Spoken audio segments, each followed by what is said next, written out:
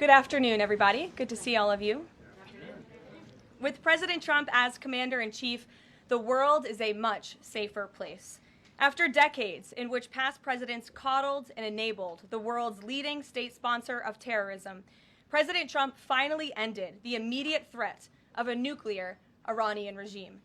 Following President Trump's command, the most powerful military in the history of the world executed massive precision strikes on 3 of the Iranian regime's key nuclear facilities. The objective of Operation Midnight Hammer was to destroy the regime's nuclear enrichment capacity and stop the grave nuclear threat posed to the United States, Israel, and the rest of the free world. The mission, which will go down in the history books, was an overwhelming success. Secretary of Defense Pete Hegseth and the chairman of the Joint Chiefs of Staff Dan Raisin Kane covered the operation in great detail at their briefing this morning at the Pentagon, and I encourage every American to watch it. As President Trump has said repeatedly, the United States of America has the greatest, fiercest, and bravest armed forces ever to stride the face of this earth, and we couldn't be more grateful and proud of our nation's warriors. The Iranian regime was weeks away from being able to produce a nuclear weapon that would threaten the entire world before President Trump took this decisive action on Saturday night to obliterate their nuclear capabilities. The contrast in leadership could not be more clear. Barack Obama and Joe Biden sent pallets of cash, American taxpayer dollars, in a failed attempt to buy the Iranian regime's compliance with a weak and ineffective deal. President Trump sent a fleet of American warplanes to destroy Iran's ability to produce a nuclear weapon.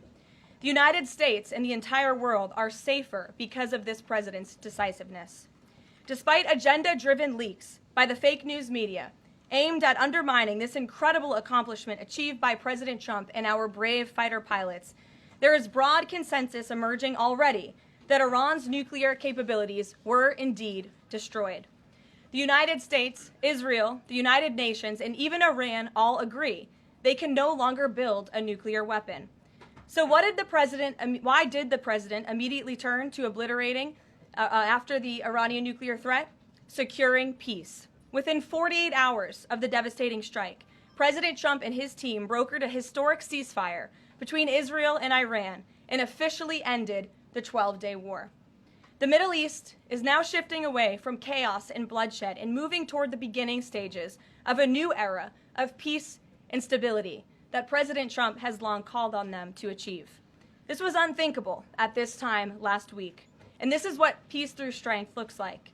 Under President Trump, America will relentlessly advance our interests without being dragged into endless wars. His fearless leadership guarantees America is once again respected across the world. Just look at what he was able to accomplish at the NATO summit in the Netherlands. Many of you were there. Our allies agreed to invest 5% of their GDP annually in defense because President Trump demanded it. This will be the most significant reinforcement of NATO's collective defense in the history of the NATO alliance. And as a result, the United States of America will carry less of the burden, and our NATO allies will be stronger than ever before.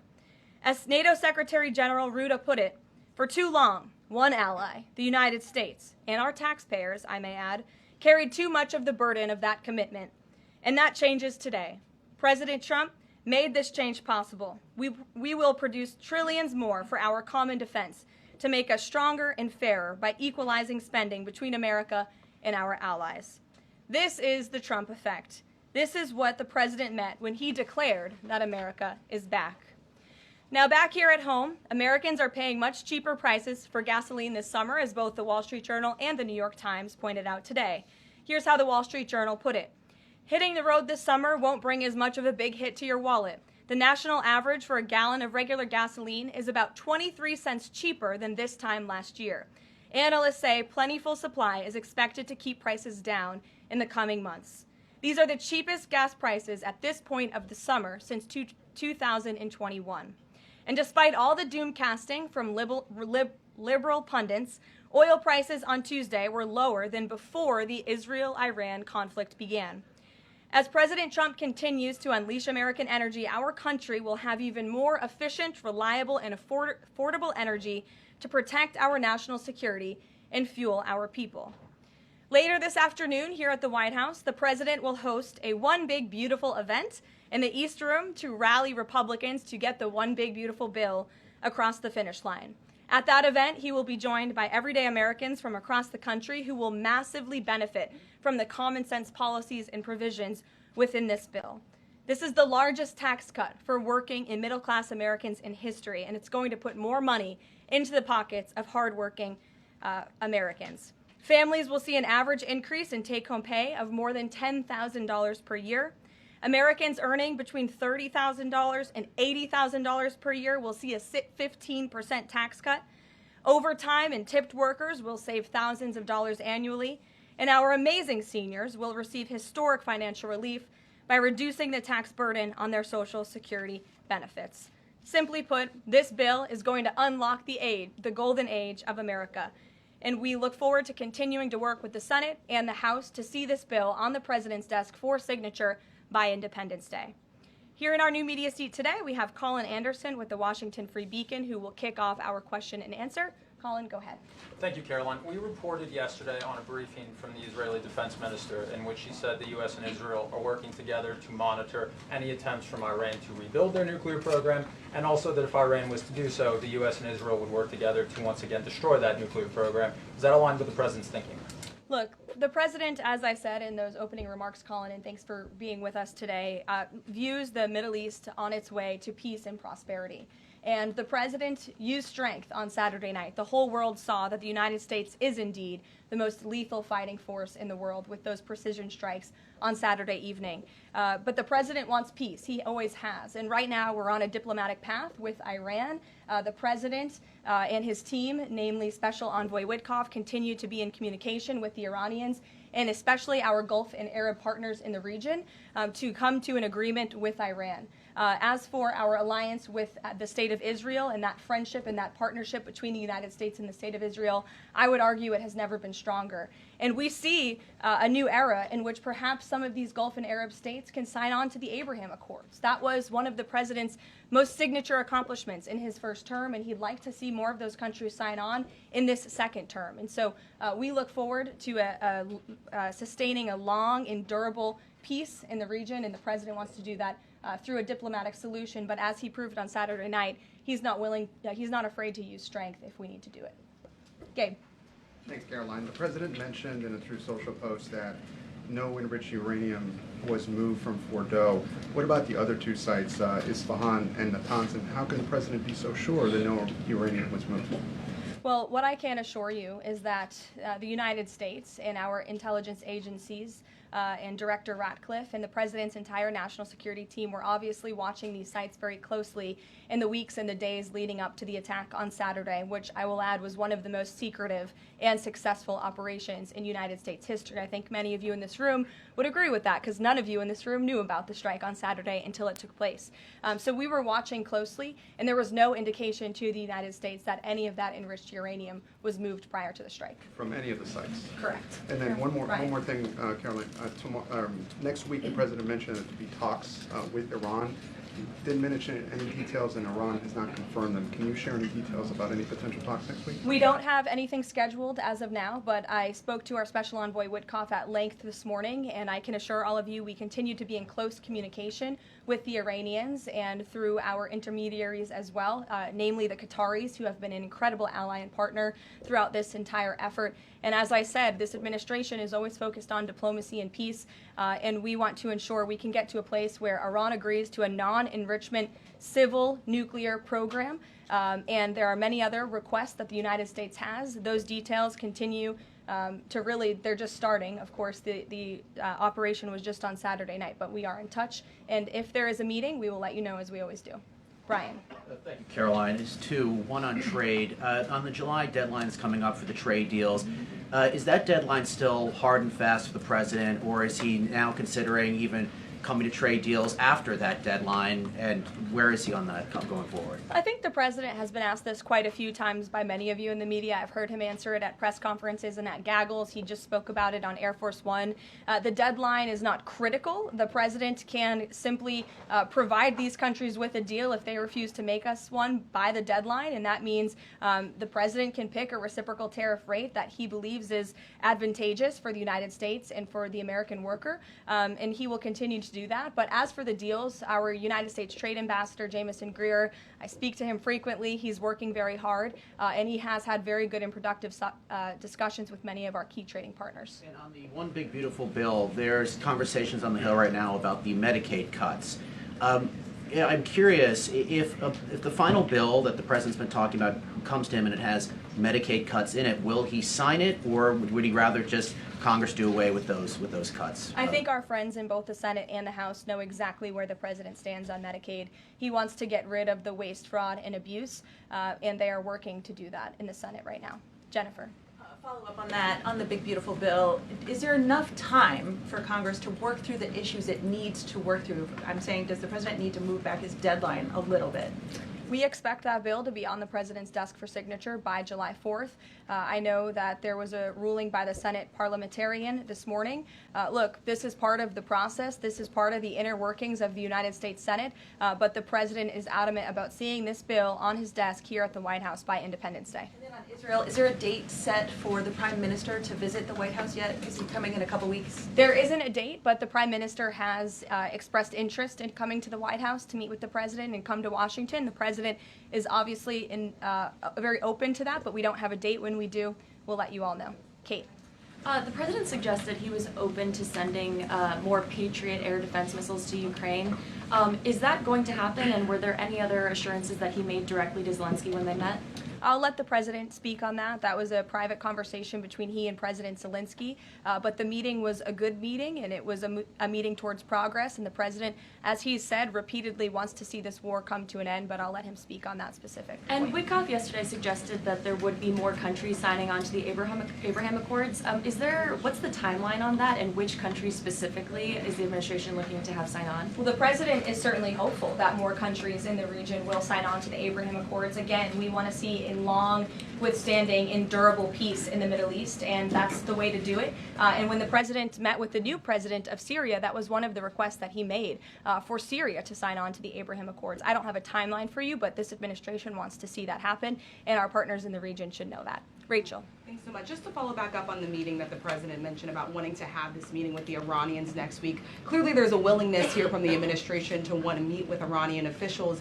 What is the holdup here in trying to schedule it? Are you experiencing any resistance from the Iranians? No, have some patience. We just had this strike on Saturday night. The president secured a ceasefire. A lot has happened in the last week. He was just in the Netherlands. Now he's back home to have a big event this afternoon on the One Big Beautiful Bill and get our domestic priorities across the finish line. So we'll get there, and like I said, we're in constant communication. And just one more, the goal of the meeting. The president mentioned yesterday that it may not be necessary to have an agreement with the Iranians. What is the purpose, what would be the goal of this meeting? Again, to continue moving forward towards a long-standing peace in the Middle East. Jordan. Yes, Caroline, thank you. So the president had some harsh words for both Israel and Iran on Tuesday as he was departing from the NATO summit after they both violated the ceasefire. He said, what's your response to Americans who are worried the peace isn't going to last and think that Israel is trying to plunge us into another endless war on their behalf? I think the fact that the president was able to successfully negotiate a ceasefire when nobody thought that was possible, it was a surprise to everyone in this room. It was a surprise to the world, but the president got it done because he wants to see peace in this world. He does not want the United States to be dragged into these conflicts. Again, he's not afraid to use strength if he has to, but the president has already proven he can put America first and deliver on peace at the same time. They're not mutually exclusive goals. And then one more. After Kari Lake, she testified in the House Foreign Affairs Committee on the waste, fraud, and abuse and the rot, really, in Voice of America and USAGF. The president called for Congress to kill it. What does that look like, and is the president willing to sign an executive order? Well, I believe that would that action would have to be legislative through Congress, and the president directed Congress to get that done in his Truth Social post yesterday. If there is any executive action that can be taken to cut some of the waste, fraud, and abuse or do away with the program entirely, I'm sure our great Deputy Chief of Staff, Stephen Miller, is already looking into it. And if it can be done, it will be done here at the White House. But Congress should act as well. To the back. Go ahead. Yes. Okay, Caroline, thank you. The administration has To said the back, that- and then Carrie, I'll come to you. Yeah, the administration said that the DIA report was low confidence intel. Can you share what other assessments are currently underway to get to the bottom of just how effective these strikes were? Yes. Well, I can assure you what the CIA director said, that when we look at the entirety of the intelligence that we have to this date, it concludes that these strikes on the Iranian nuclear facilities were absolutely successful. It was a total obliteration, as the president said, and not only does our own intelligence say that, but also the Iranian foreign minister has said that. We saw Israel conclude the same thing based on their own intelligence. We also had the United Nations say that as well. So I think the only other time the United Nations, Israel, Iran, and the United States has agreed on something is that the sky is blue, but they all agree that Iran's nuclear facilities were completely demolished. And I would just like to reemphasize, you mentioned this was a low confidence preliminary intelligence assessment, and the entirety of that assessment was not leaked to the media. Only tidbits of that assessment were leaked to CNN. And we have seen this playbook run before, where you have people in the intelligence community, or perhaps on Capitol Hill, we don't know, but I believe the FBI is investigating to find out who that leaker was, because it's illegal and they should be held accountable for that, leaked bits and pieces of an intel assessment to push a false narrative. And it's to the same reporter, I will add, Natasha Bertrand of CNN, who has done this in the past. In 2020, it was Natasha Bertrand who had 51 intelligence analysts falsely lie to her, but she still put it on paper for some reason, that the Hunter Biden laptop story was Russian disinformation. We all know that's not true, right? We can all agree on that now. That was a lie from the intelligence community. Also in 2020, this same reporter, Natasha Bertrand, wrote that a top intel agency ruled out the man-made lab leak theory of the coronavirus origins. Again, the president was right about that. This reporter wrote a lie from the intelligence community to seek a narrative she wanted to prove, and guess what? We now know that's the truth. Also, in 2024, Bertrand pushed the suckers and losers hoax. She also pushed the fine people hoax, which was taking the president's words purposely out of context. And then last October, and I believe this is notable, Natasha Bertrand published an article in Politico from the intelligence agency. She said that John Ratcliffe was speaking without any evidence when he said Iran was attempting to undermine President Trump's presidential campaign. And then we, of course, found out that was absolutely true. In fact, the Biden administration declassed an intel report which said they had high confidence that Iran had done exactly what Ratcliffe alleged. They did run an influence campaign to hurt President Trump's candidacy. In fact, we know the Iranians tried to take President Trump's life. And so this is a reporter who has been unfortunately used by people who dislike Donald Trump in this government to push fake and false narratives. She should be ashamed of herself. And that's not what reporting is. Journalism is trying to find the facts and the truth. And this week we saw this same reporter being used to push a fake narrative to try to undermine the President of the United States, and more importantly, the brave fighter pilots who conducted one of the most successful operations in United States history. And I think the American people fully know that this operation was a complete and total success. Elizabeth. Thank you, Caroline. The Miami Herald recently published a story saying the Trump administration was targeting migrant foster children. The Trump administration has denounced this as false. Could you clarify the Trump administration's position on protecting migrant children, particularly the 300,000 lost under the Biden administration? Yes, I saw that Miami Herald article yesterday, and I was aghast at the headline. It's egregious to accuse this administration of trying to target foster children. That is not at all what is happening at the Department of Homeland Security. And I learned that the Department of Homeland Security actually tried to work in good faith with this reporter to get this story right, to explain that this administration is trying to protect foster children. We are trying to keep children out of harm's way, even if that means their parents are not law-abiding citizens. We want to protect children, unlike the previous administration, which allowed children to be trafficked and raped and in some cases killed because of the open border policies. Unfortunately, the Miami Herald just completely degraded themselves with this report, despite having a full list of facts from the Department of Homeland Security. It's another example of fake news. And the May border numbers speak for themselves. Not a single illegal alien was allowed into this country because of this administration's border policies in the month of May. That means not a single child was allowed into this country, possibly with human smugglers or human traffickers. And we know that was happening at the rate of thousands and thousands of children every single month in the previous administration for 4 years. And you didn't see any reporting of that from the Miami Herald, but now they're trying to accuse this administration.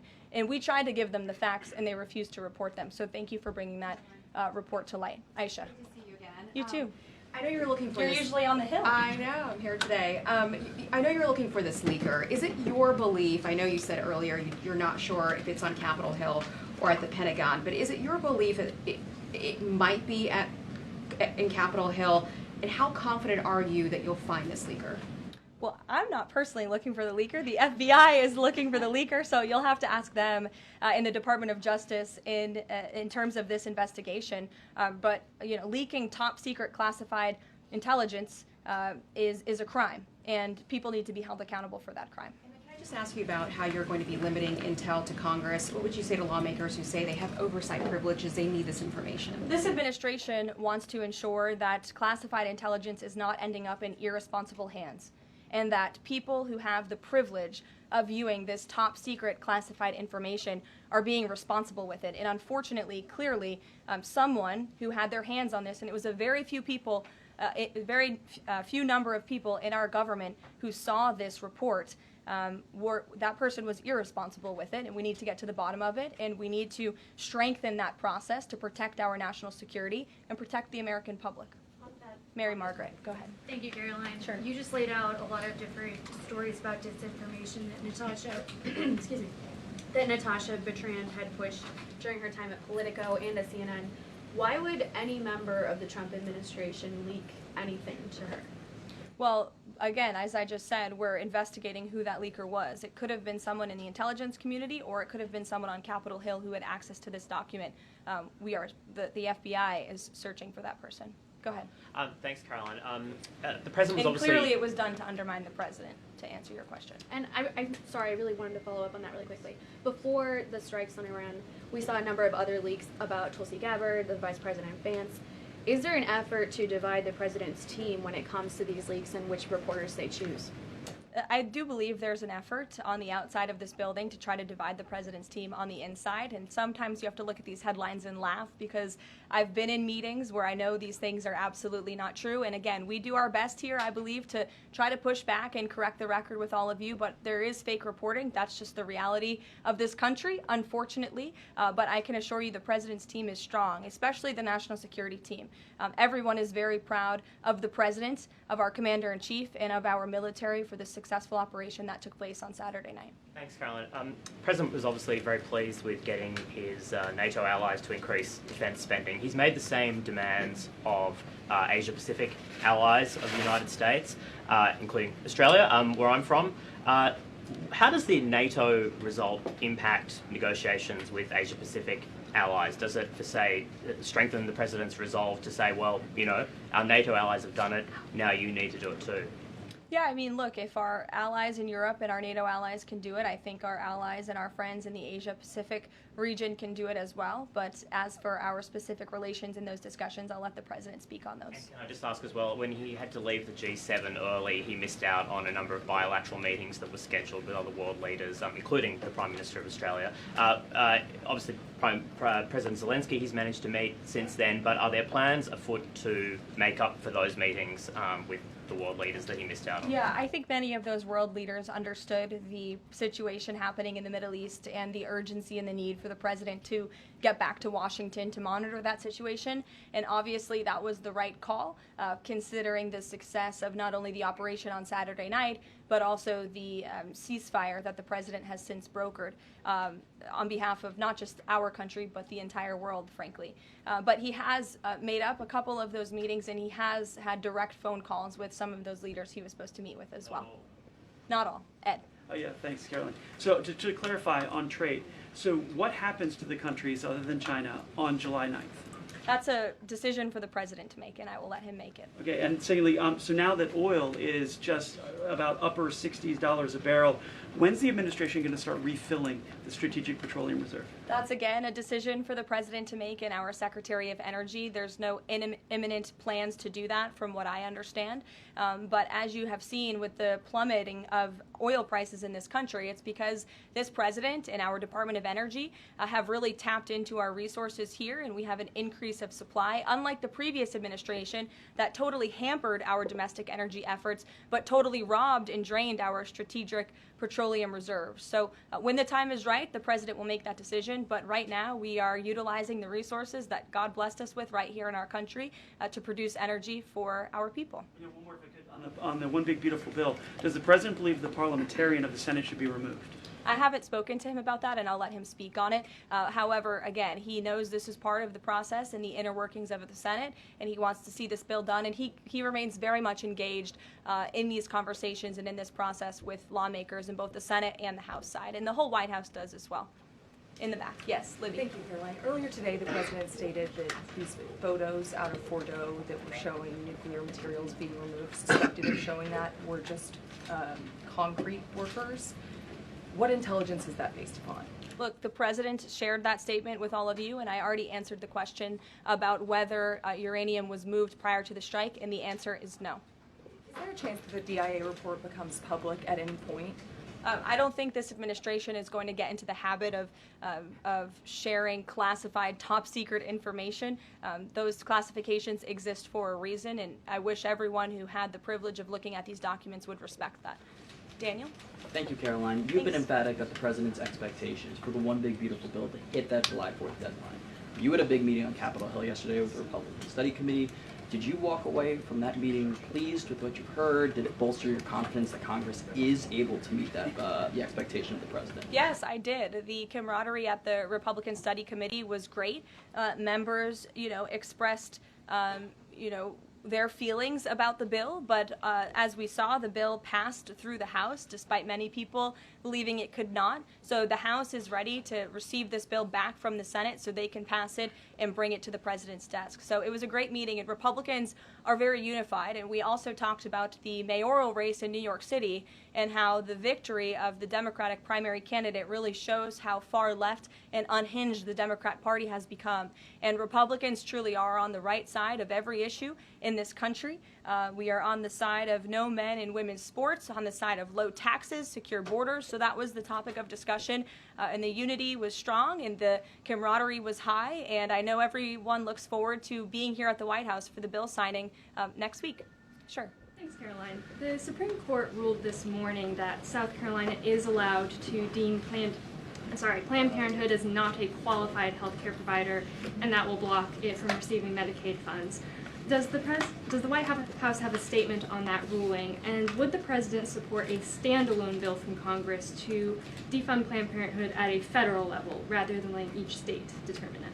I'll let the president speak on that legislative priority, but as for the Supreme Court ruling, the president has always maintained that Americans should not be forced to violate their conscience and their religious liberty by having their tax dollars fund abortions, and we're glad the Supreme Court ruled on that side today, or yesterday.